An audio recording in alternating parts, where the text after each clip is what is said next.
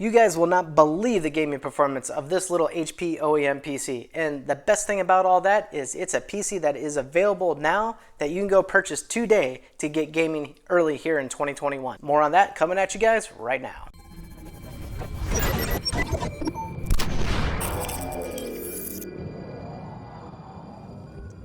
What's going on, guys? Dan with PC Tech Hustle, and as you noticed through the intro, we are talking about a little HP OEM machine, and as I mentioned, you can buy it right now, and I wasn't lying. You can definitely go out and buy this machine right now. I actually purchased this through Best Buy for $550, and we've got a pretty potent little rig I want to tell you about. So to quickly cover just the quick tidbits of the details of what this machine is, it's an HP desktop M01-F1024. As I mentioned, I purchased through Best Buy. In a nutshell, it's a Ryzen 7 4700G, more on that in just a moment. We've got 256 gigs of NVMe storage. We've got 8 gigs of 3200 megahertz RAM, as well as we've got a pre-installed Windows, and we have Wi-Fi and Bluetooth. So you might be asking yourself then, what the heck is a Ryzen 7 4700G? Well, glad you asked. Actually, basically what it is a Ryzen 7 3700, so 8 cores, 16 threads in this little guy, but with an integrated Vega graphics. So my whole idea behind that was seeing that I've kind of tinkered around a little bit with some of those integrated graphics chips before. They're not bad. And actually, I was trying to put together a build guide for you guys to go kind of build one up as kind of a place filler build for some of the craziness that's going on in the markets. But through that, I found out that even some of those chips are not even available. So it's just absolutely crazy out there right now. So I went online trying to find something that I could recommend to you guys. This channel is about budget PCs and budget gaming, and I want to at least be able to provide you guys something. So I took a bit of a risk,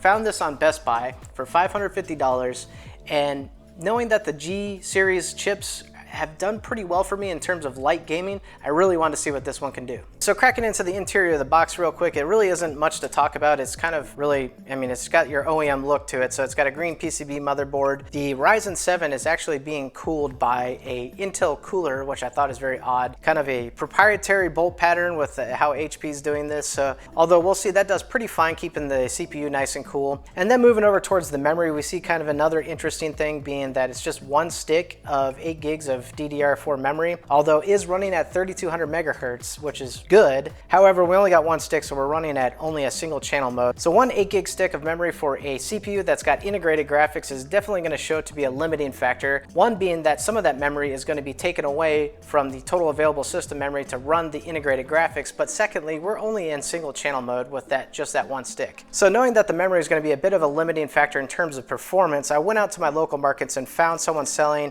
16 gigs of DDR4 3000 megahertz Corsair LPX memory that will also toss into this rig and do a kind of a cross comparison, being the single stick that you just get straight out of the box, as well as pairing it up with the Corsair memory and seeing what performance improvements we get from that. Lastly, moving on down towards the bottom of the system, we got a little baby power supply, and it's got some proprietary power connectors, so I'm not real sure if we'll even really be able to do any kind of power supply swap. There's a lot of very small limited space in here. I don't think even a standard ATX power supply will even fit in here. Best case scenario here probably for a graphics upgrade, if we want to eventually get away from the APU, would be to go find a low power graphics card that we can power either via the PCIe slot or adapt through SATA power. Alrighty guys, so that pretty much covers what this PC here is all about, and now we're going to jump into some benchmarks, but I want to cover that. We're going to cover the benchmarks being that we're going to do a side-by-side comparison, one being the system in its stock state with just that single 8 gig stick of RAM, and then going in and adding in the 2 8 gig sticks of Corsair memory that I picked up to give us a side-by-side comparison of single channel versus dual channel and the performance benefits of that. So let's get cracking into that. Alrighty guys, moving on into the gaming benchmarks and starting with Fortnite, but before we do, I want to make just a quick note of some oddities I observed.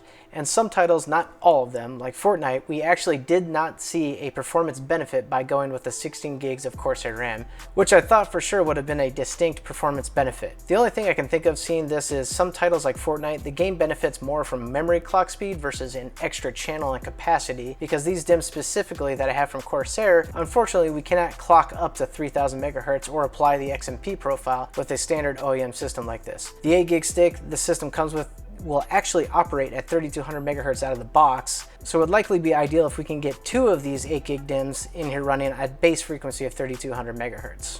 Anywho, on to Fortnite. I tested the game on the new performance mode, which lowers the graphical details to minimums and ups the view distance to max. I figured this would be a good setting to benchmark on with this system having an APU and considering we don't have a GPU on board. That said, Fortnite with the stock 8 gig stick of RAM pulled in an average of 100 FPS, 54 for the 1% low, and 25 for the 0.1% low. Then with the 16 gigs of Corsair RAM, I was able to see 94 average FPS, 47 for the 1% low, and 32 for the 0.1% low. So not a massive performance detriment by going with the slower 16 gigs of RAM, but clearly measurable. Alrighty, moving on into the next game, we have PUBG. I like to continue to throw this title into my benchmark suite due to it still being quite a difficult title to run, even on mid to upper tier systems. So here the settings were set to very low, and the first run was with the stock 8 gigs of RAM. The experience was not very good. I experienced some hard stutters which tanked my frame rate averages and simply made for a difficult time to play this game smoothly. This averaged me a frame rate of just a mere 28 FPS, 17 for the 1% low, and the 0.1% low was completely unmeasurable, coming in at 0 due to the stuttery performance. However, with the 16 gigs of Corsair RAM installed, a huge performance benefit was unlocked. I was then able to get the frame rates up to a much more playable level, still on very low settings, but averaging 50 FPS, 25 for the 1% low, and 15 for the 0.1% low. The addition of adding the extra stick of RAM to get the system running in dual channel mode and adding the additional 8 gigs made this for quite an enjoyable experience to play on. I just suck at PUBG.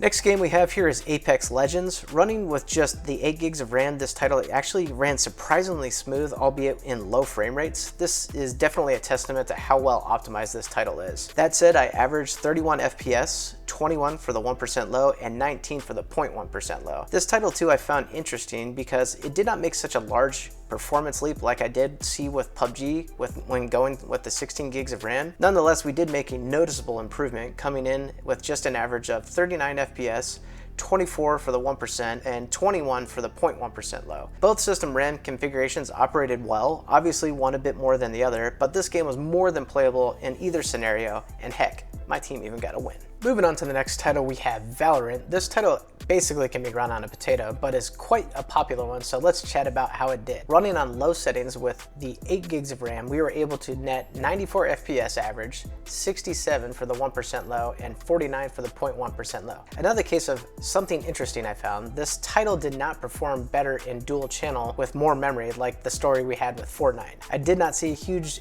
detriment in performance though while going with the 16 gigs of RAM. However, it was measurable and we netted in with 16 gigs, 90 FPS average, 40 FPS for the 1% low, and 29 for the 0.1% low. So if all you're after is playing some Valorant, then the system in its stock configuration will do more than plenty fine. So speaking of another title that showed to run better with just the 8 gigs of RAM, we have CSGO. Again, another easy to run title, but had the same similar odd thing occur. So on the 8 gig run with low settings, we had an average of 62 FPS, 39 1% low, and 22.1% low. The 16 gig run, as mentioned, netted worse performance oddly, coming in with 48 FPS average, 33 1% low, and 28.1% low. Again, I can't quite explain why I saw this behavior with some titles but not with others. However, again in the system stock configuration, CSGO performance is plenty good for competitive gameplay. Next up we have Rainbow Six Siege, which I just went ahead and ran the in-game benchmark on low settings. This netted me more of what I would come to expect, being that the 8 gig run not performing quite as well as the 16 gig run. On the 8 gig run, I got an average of 39 FPS, and with the 16 gig run, I got an average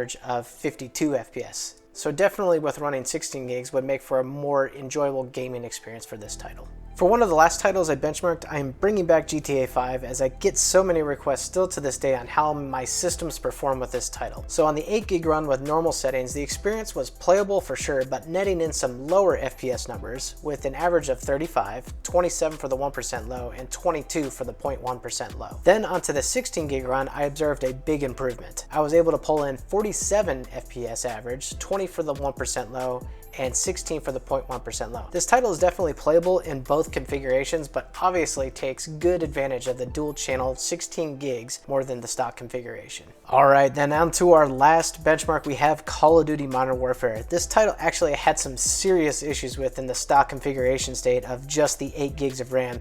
Actually, the game would simply not even load or crash the desktop every time I tried.